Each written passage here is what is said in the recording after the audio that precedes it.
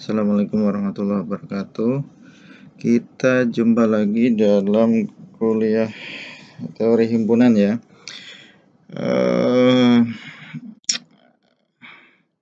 Jadi himpunan ini sebenarnya punya sumbangsih yang cukup besar ya. Di sini sumbangsihnya si himpunan itu sangat nyata, konkret gitu ya dalam kehidupan sehari-hari. Kita hari ini akan membahas sumbangsih himpunan dalam relasi. Sebenarnya relasi dan fungsi, tapi ini relasi dulu ya. Relasi biner. Jadi apa itu relasi biner? Oh ya, relasi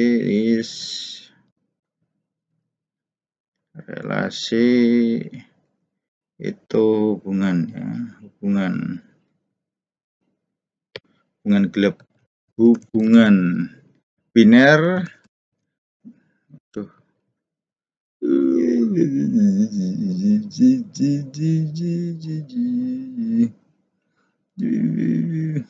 Biner itu dua elemen. Jadi berarti relasi biner adalah hubungan dua elemen. Jadi elemen di himpunan A dan juga elemen di himpunan B. Ini dulu saya peroleh dari dosen saya di UNY, itu Bu Nurhas atau Nurhasanah. Teman-teman bisa cek juga di Google, itu beliau share di situ. Yang pertama ada 3 hal yang akan kita bahas, yaitu definisi, representasi, sama sifat-sifat bro. Oke, pertama untuk definisi. Bismillahirrahmanirrahim. You punya relasi nggak sih? Relasi itu hubungan. Ya, ini relasi biner, yaitu himpunan A dan B adalah himpunan bagian dari A kali B. Artinya di situ pasangan berurutan ya, atau hasil kali kartesian A1, B1 dan seterusnya ya. Notasinya adalah R itu himpunan bagian dari hasil kali A dan B. Nah, untuk menyimbolkan A relasi B, maka bisa ditulis dengan A kecil ya, karena kan elemennya bro, elemennya kan kecil-kecil tadi. Elemen itu ditulis dengan huruf kecil, terus R gitu, B adalah notasi untuk himpunan pasangan berurutan tadi, A, B, anggota R. Artinya adalah A itu dihubungkan, tadi kan hubungan ya, dihubungkan, relasi hubungan, dihubungkan oleh B, dihubungkan dengan B oleh si R tadi. Jadi R ini ibaratnya adalah mak comblang. Mak comblang. Ya sejenis lah. Sama siapa? Sama si mak tadi. Ya, teman-teman sudah dapat kan ya yang namanya relasi, nanti bentuk khusus dari relasi itu fungsi. Misalnya himpunan A itu adalah daerah asal, maka disebut dengan domain, sedangkan himpunan B itu adalah daerah hasil, itu disebut dengan range. Tidak ada kodomen ya. Yang ada adalah daerah asal dan daerah hasilnya ya, kalau di sini. Kodomennya itu merek odol, jadi untuk anak-anak nggak usah ini. Itu definisinya. Teman-teman bisa lihat contoh untuk anak. Misalnya dulu saya, misalnya ada himpunan A yaitu Amer, Budi, dan Cecep. Harusnya nih Asnan, B-nya nih. Alhamdulillah. Alhamdulillah.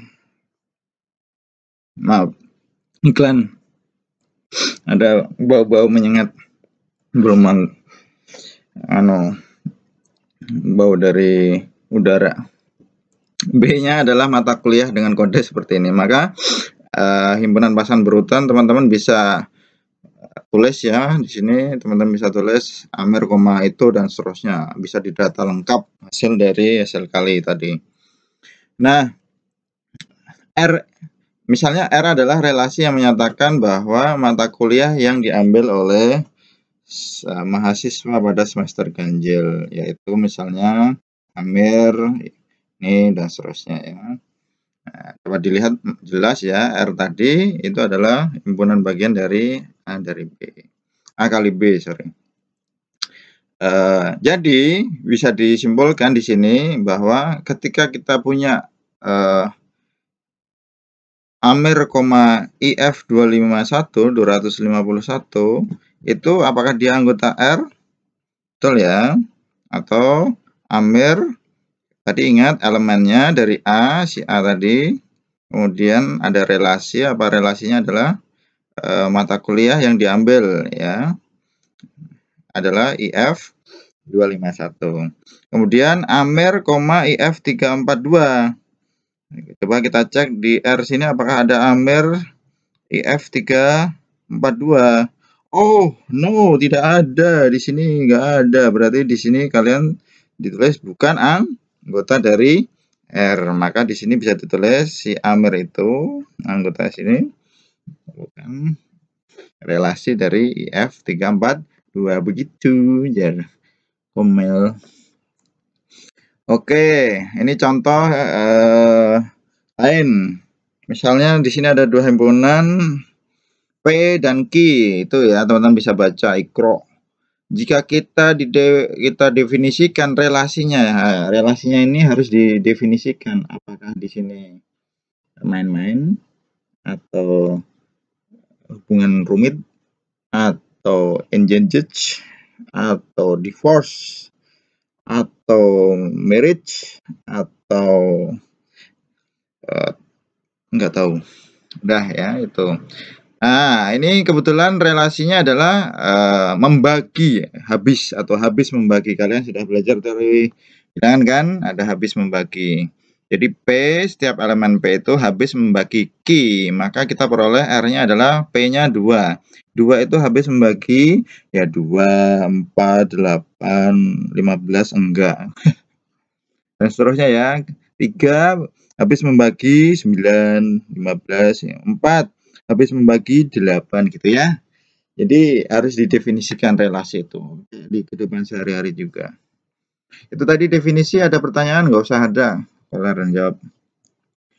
Yang kedua adalah representasi bro, atau in chicken, in chef itu biasa disebut dengan plating.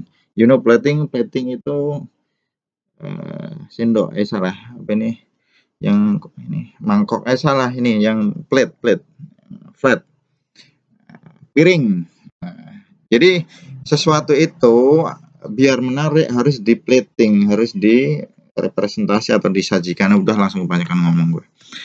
Representasi dengan yang pertama, relasi bisa direpresentasikan jelas dengan diagram panah ya. Ini sudah tahu.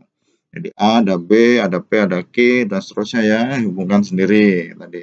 Yang kedua bisa dengan bentuk tabel.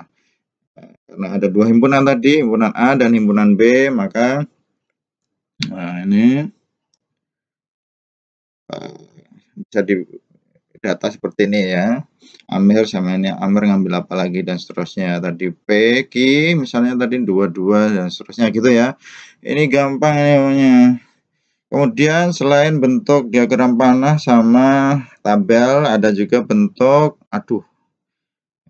santai bro, relasi dengan matrik ya. Misalnya R itu adalah relasinya, menyatakan relasi dari A ke B, A dan B ya, dengan elemen-elemen dari himpunan A itu adalah A1 hingga AM, sedangkan B adalah indeks 1 sampai BN, maka relasi R dapat disajikan dengan metrik MIJ, ordo ya, di situ.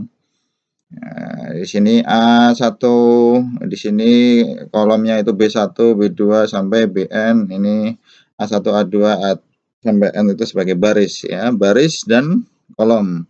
A itu baris, yang B itu adalah kolom ya, begitu. Nah, ini nanti dalam hal ini diperoleh untuk setiap elemennya itu ketika di sini ini akan bernilai 2 yaitu 1 dan 0. Kalau dia itu anggotanya, pasangannya ini tadi anggota dari masing-masing himpunan, maka dia 1. Kalau 0 itu berarti dia